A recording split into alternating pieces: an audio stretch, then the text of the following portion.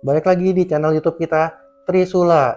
Jadi hari ini kita mau cerita nih, lebih ke arah bukan kita ambil dari narasumber, tapi cerita gua pribadi.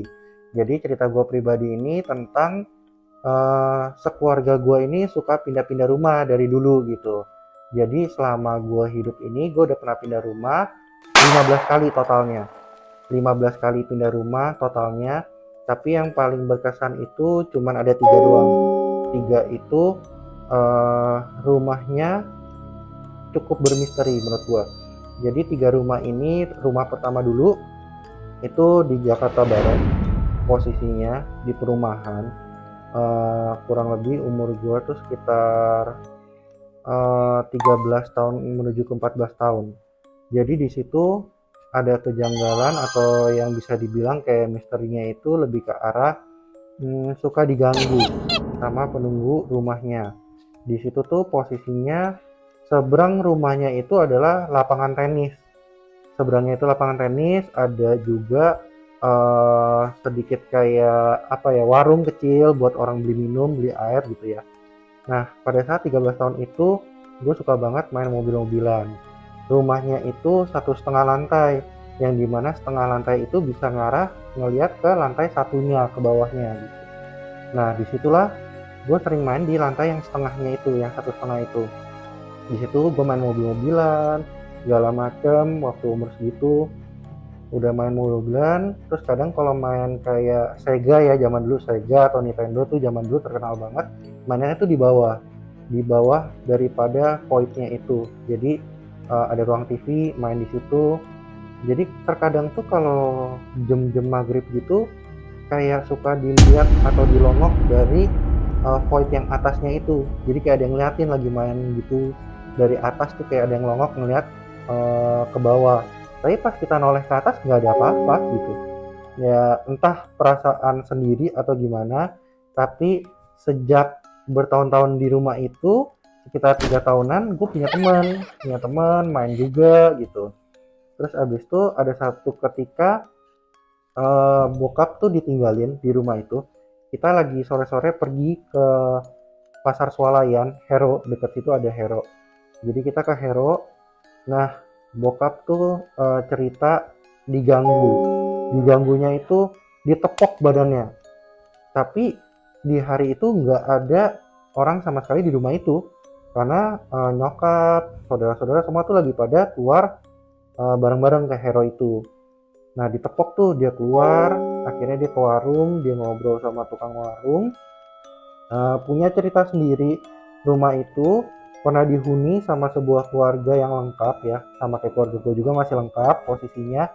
Itu ada suster. Jadi susternya itu frustasi, depresi, pulang dari Hero naik bajai, masih eranya pakai bajai tuh. Pulang dari Hero naik bajai, pas mau turun dari bajai ternyata susternya meninggal di bajai. Ternyata dia minum obat beracun atau gimana, lupa ceritanya. Kurang lebih intinya dia meninggal di bajai pas depan rumah itu, yang emang dia kerja di rumah tersebut. Habis itu setelah diceritakan itu, kita pulang dong, terus tanya, kok nggak di rumah, kenapa? Ya tadi diganggu gitu, diganggu, berasa kayak ditepok, tapi ya perih juga badannya. Dia bilang gitu. Nah, dari situlah jadi punya punya persepsi ya, bahwa di setiap rumah pun juga ada penunggunya, tapi orang yang hidup terus tiba-tiba meninggal di depan tempat itu karena mungkin dia kerja di situ. Jadi mungkin bisa masuk ke rumah tersebut juga jadi penunggunya. Pantes lah gue main di lantai 1,5 itu anteng banget gitu, karena ternyata lagi-lagi suster berarti mengasuh kedua anak kecil gitu kan, cocok gitu. Dan yang sering dilihat daripada kita posisi dari main PS main Nintendo zaman dulu gitu, itu lihat ke atas suka dilihatin ya, mungkin itu si susternya gitu. Dan posisinya itu selalu ya, namanya penunggu itu suka menunggu di tempat yang gelap, kurang adanya cahaya matahari, dan lantai 1,5 itu tidak ada sama sekali jendela, dan gelap penerangan hanya dari lantai 1 dan lampu aja dikit gitu posisinya gitu. Jadi rumah pertama itu ada penunggunya suster gitu. Terus beranjak lagi di umur sekitar SMP-an itu rumah itu masih di daerah Jakarta Barat. Gue sebut aja kompleknya itu namanya Kafrin DKI gitu. Daerah Meruya tuh tempatnya. Rumahnya gede. Pindah ke rumah yang gede, 3 lantai. Di situ sempet pulang jam 10 malam. Udah lama tinggal di situ. Abis main futsal itu parah banget di bawah tangga tempat gue nyimpan bola-bola. Tiba-tiba pas gue pulang itu gue denger ada drap bola, tapi bolanya bola basket gitu. Duk duk duk duk duk duk duk duk gitu. Nggak ada lagi anak kecil di rumah itu gitu. Cuman gue nih anak bungsu gitu loh. Udah nggak mungkin ada anak kecil yang main bola gitu tengah malam gitu. Akhirnya gue hampirin tuh ke kolong tangganya. Gue lihat kolong tangga, bolanya diem, nggak ada apa-apa. Gue naik dong ke tangganya, bunyi lagi duk duk duk. Langsung gue lari lagi, gue lihat diem juga bolanya, tapi posisi bolanya udah berubah tuh, bola basketnya tadinya misalkan ada di kananan agak berubah di kirian gitu. Gue naik lagi tangga, nggak ada suara, ya udah gue anggap biasa aja gitu. Terus tinggal di rumah situ di Cafe DKI cukup lama, sekitar 5 tahunan. Banyak hal-hal yang agak aneh ya di rumah itu. Tiba-tiba lagi rapi-rapi rumah bokap gua nemu ular di dalam rumah.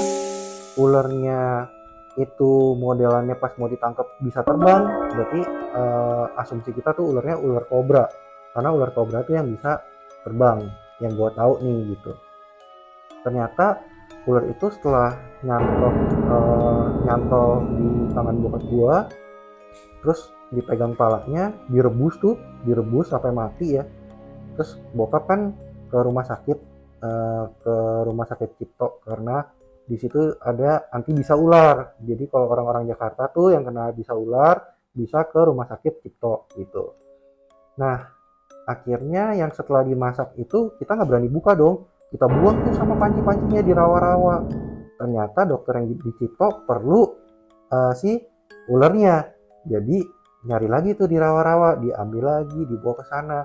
Pas dibawa ke sana, dibuka pancinya, kosong, nggak ada ularnya. Nah bayangin tuh gimana caranya kita masak ular di panci ketutup. Terus abis itu kita buang pancinya itu beserta pakai karung, ditutup, diikat karena kita takut ularnya keluar lagi. Kita buang ke rawa-rawa. Habis itu diambil masih keadaan keikat juga, kita baru buka di rumah sakit, nggak ada ularnya. Di sini maksudnya menunjukkan bahwa dokter ini mau tahu sebenarnya ini bisa ular apa, ularnya tuh bener kobra atau enggak gitu. Cuman yang jadi misteri, kok ularnya hilang di dalam panci? Pertanyaan gue itu. Berjalan lagi, bokap rapi-rapi rumah lagi sekian lama, ketemu satu cincin batu akik warnanya kayak kemerahan gitu. Gue inget banget. Batu ini unik karena setiap minggunya ada perubahan guratan daripada batunya. Jadi batu itu kan batu dari alam yang biasanya dipating jadi cincin. Nah ini udah berbentuk cincin gitu, tapi batunya bisa berubah. Nanti seminggu kemudian nambah garis kecil, kristalnya makin jelas. Akhirnya pergi ke tukang batu, katanya emang ada batu alam yang masih tumbuh atau bisa berubah-berubah gitu. Dipakailah sama dia, tapi sekian lama dipakai itu sekitar 1 mingguan, ngerasa nggak ada yang janggal. Jadi setiap kali pulang ke rumah tuh kayaknya nggak enak, terus perasaannya tuh kayaknya tangannya panas gitu. Panas itu dalam artian kepengen ribut, kepengen gebukin orang, kepengen berantem gitu. Akhirnya cincinnya dikasih ke tukang yang lagi ngerapihin rumah, dipakailah sama orang itu. Dia suka banget dikasih cincin gitu ya tukangnya. Nah setelah dikasih, kerjaan kelar, 2 hari kemudian ditelepon bokap gua sama istrinya si tukang itu. Pak, Bapak kasih cincin ke suami saya? Iya betul. Kenapa? Ini Pak, suami saya posisinya sekarang di rumah sakit. Boleh datang nggak Pak? Ngejelasin nih cincin dapat dari mana gitu. Akhirnya bokap datang ke rumah sakit. Jadi posisinya tukangnya tuh kecelakaannya itu jatuh dari lantai 2 pakai cincin itu. Dan yang lebih antiknya lagi ya, dia luka patah tulang, tapi tangannya dia itu yang di jari yang dia pakai cincinnya itu jarinya patah. Nah, bingung kan tuh, bisa pas di jari itu yang patah yang ada cincinnya. Akhirnya bokap ceritain ke istrinya, saya nemuin ini di rumah saya, posisinya dekat sama tempat sumurnya tuh kayak sumur, maksudnya boran daripada apa namanya, pompa air kan dibor tuh. Nah, dekat daerah situ dia ketemuin cincin yang masih bersih rapi. Nah, makanya dia pakai. Habis itu karena dia bawaannya panas, jadi kasih ke tukang dapat perkara ini. Terus skip lagi, makin maju lagi, bokap lagi suka nanam-nanam, dia pohon tanam jambu segala macam. Dulunya itu rumahnya punya pohon ceri. Jadi cerinya bukan ceri yang gede-gede, ceri kecil-kecil yang kalau masih hijau tuh asem. Kalau udah merah tuh manis banget. Mungkin teman-teman ada yang tahu. Dulunya ada pohon ceri di situ. Tebang ganti pohon jambu gitu. Setelah pohon ceri ditebang itu kan butuh beberapa hari ya buat ngerapihin pohon yang gede itu. Terus kita masih belum gantiin sama pohon jambu. Jadi ada story-nya kenapa diganti pohon jambu. Pas pohon ceri ditebang, 2 malam kemudian nyokap gue tuh dimimpiin sama nenek-nenek. Kenapa rumah saya kok diganggu, dirusak? Itu rumah saya loh, dia bilang. Tolong gantiin rumah saya, jangan dirusak. Kalau dirusak ini saya jadi nggak tahu mau tinggal di mana. Dia bilang gitu. Ada ditanya tuh, emang ada ngerusak rumah orang? Dari nyokap ke bokap nanya kayak gitu. Bokap bilang nggak ada sih, cuman posisinya kemarin ini habis potong pohon, dia bilang. Nah, potong pohon itu yang jadi masalah, nyokap bilang. Gue dimimpiin posisinya nenek-nenek itu minta rumahnya dibenerin karena rumahnya dirusak. Berarti yang paling relate adalah si pohon itu. Jadi pohon itu berpenunggu nenek-nenek dan minta dirapihin. Akhirnya bokap tuh lagi suka sama jambu pada waktu itu. Akhirnya dia belilah pohon jambu yang udah cukup besar, sekitar tingginya 1,5 meteran. Nah, batangnya tuh udah lumayan lah, sebetis kita mungkin, kurang lebih kayak gitu. Ditanam, disiram, udah mulai hijau, udah mulai ada daun-daunnya. Mimpi lagi nyokap gue. Balik lagi, nenek-nenek itu lagi datang. Neng, makasih ya Neng. Rumah nenek sekarang lebih bagus, lebih rapi, lebih bagus, nyaman, adem. Sekarang tinggalnya dibanding rumah nenek yang dulu. Makasih banyak ya Neng. Dia bilang gitu. Diceritain lagi ke bokap kayak gitu. Abis diceritain bokap kayak gitu, selang 3 hari daripada mimpi itu, orang tua gue, lebih tepatnya bokap gue, dapet tender kerjaan di salah satu PT besar. Jadi tendernya gue lah gitu. Singkat cerita, dia cerita lagi ke nyokap gue, kita menang tender, dapet kerjaan gede, dia bilang. Padahal tadinya udah pesimis banget, kayaknya nggak mungkin lah gitu, karena harga nggak masuk, pesaingnya tahu, kenal gitu, rivalnya tuh kenal. Entah mengapa dipilihnya bokap gue yang menang, dengan harga pun juga yang mungkin klasifikasinya masih di range-nya, tapi dia tahu pesaing dia tuh ada yang lebih murah, tapi bokap yang dipilih. Mendatangkan keuntungan buat keluarga di rumah itu. Masih di rumah itu juga. Di rumah itu juga pernah kejadian lagi, posisinya pohon pisang tumbang, tapi numbuh anak-anaknya, terus tanpa henti pohon pisang itu selalu berbuah dengan buahnya tuh yang gede-gede dan bagus. Pisangnya sih bukan pisang umum ya, pisangnya pisang susu. Emang waktu itu tuh diambil anakannya, emang ditanemin sama bokap di situ. Pisang susu tuh modelannya gemuk banget pisangnya, kalau kita makan tuh kayak ada rasa-rasa atau aroma susu gitu. Pisangnya itu nggak berhenti sama sekali berbuah sepanjang tahun itu. Ada pertanda juga yang menurut gua akhirnya tuh tahu itu pertanda baik ya. Pisang nggak berhenti berbuah itu akhirnya kakak gue yang pertama merit di tahun itu. Setelah kakak gue merit di tahun itu, pisang itu nggak berbuah lagi.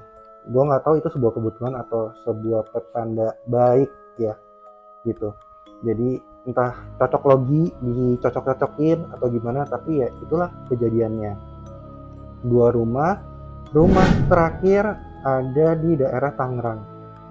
Di daerah Tangerang, rumahnya masih gede juga, tapi penghuninya udah sisa bokap, nyokap, sama gua. Di rumah itu cuma bertiga doang. Di situ nyaman, rumahnya terang, nggak ada masalah.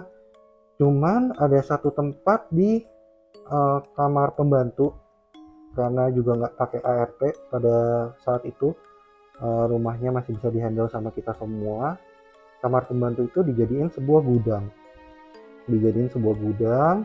yang dimana gue suka otomotif, jadi gue suka sedikit jual beli barang otomotif gitu.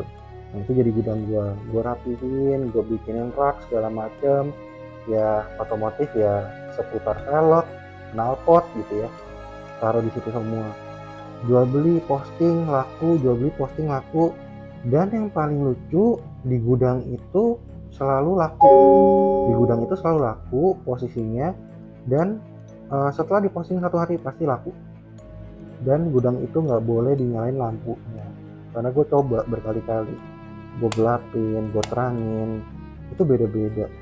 Gue nggak tahu itu ngebantu gue jualan atau emang eventnya lagi jualan, tapi itu unik gitu. Gue taruh barang di situ sama taruh barang di ruang tamu nggak laku. Yang laku di kamar pembantu itu yang jadi gudang. Lampu digelapin, barang rata-rata habis kejual. Lampu diterangin, nggak kejual barangnya.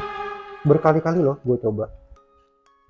Akhirnya temen yang beli itu datang ke rumah, ngobrol-ngobrol, lihat gudangnya segala macam, terus dia bilang, Bro, rumah lu tuh ada penghuninya. dia bilang, oh iyalah kan gue huni sama bokap nyokap gue.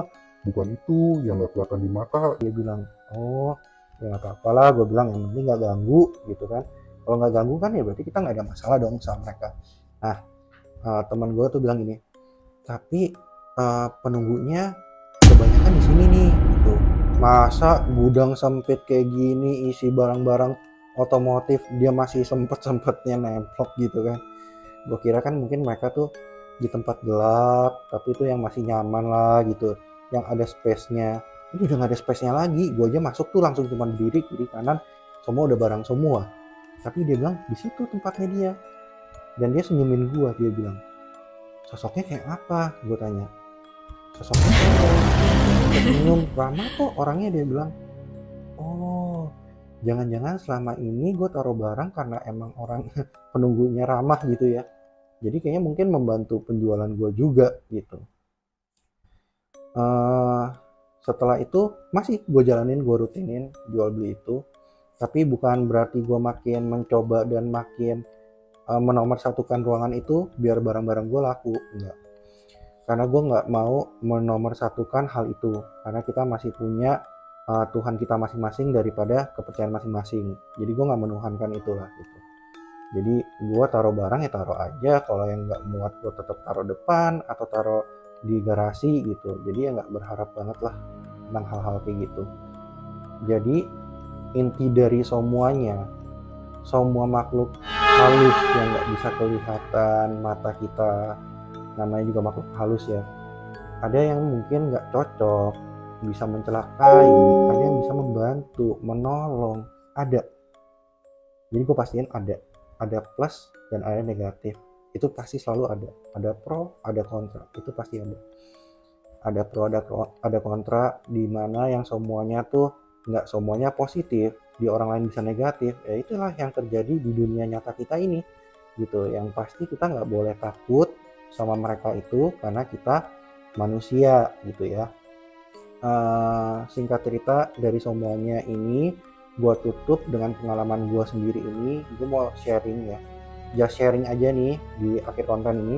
Gue mau cerita, usahain punya rumah jangan ada tempat yang gelap, blind spot, gelap, nggak suka didatengin sama lu pada. Jangan sampai ada spot itu deh, titipan gua. Nah, terus gimana kalau ada titik yang kayak gitu, yang jarang didatengin, yang gelap, apa segala macam? Bikin penerangan 24 jam, diterangin aja pakai lampu. Kalau emang orangnya parno ya, diterangin pakai lampu 24 jam, hidupin aja pakai lampu yang mungkin sekitar 45 watt ya, jadi nggak terlalu boros banget. Kenapa? Karena kita nggak ada yang tahu mereka tuh welcome sama kita atau enggak. Kitanya welcome sama dia, tapi belum tahu dianya welcome gak nih gitu. Syukur-syukur kayak gue cocok gitu, dianya cocok, gue cocok misalkan gitu kan. Kalau nggak cocok, jadi kayak kejadian yang si tukang itu, kasihan loh, tukang itu jadi sampai celaka gitu. Perihal dapet cincin yang mungkin cincinnya ada isinya atau gimana tuh nggak paham lah gitu, nggak bisa gue jelasin dengan pasti karena gue pada saat itu nggak mencari tahu hal itu. Jadi saran gue yang punya rumah itu pasti ada penunggunya, nggak usah dicari-cari karena pasti dia menunjukkan eksistensi dia, balik lagi karena dia pasti eksis gitu. Nah, blind spot, ruang gelap, segala macam yang jarang didatengin, gue cuma titip pesan, diterangin aja, diberikan penerangan. Jangan takut di rumah sendiri, karena rumah sendiri itu ya ibarat kata tempat kita istirahat. Jadi kalau lu takut juga ya dia makin jadi gitu. Jadi teman-teman semuanya jangan lupa subscribe, like, komen, sama share-share video kita juga ke teman-temannya biar makin cakupannya makin luas. Juga yang siapa tahu ada yang mau sharing atau ada yang mau bercerita jadi narasumber kita gitu, boleh ya dibantu, nanti dimasukin sama tim kita nih di WA-nya kita atau di emailnya kita nih di bawah sini. Oke, thank you semuanya.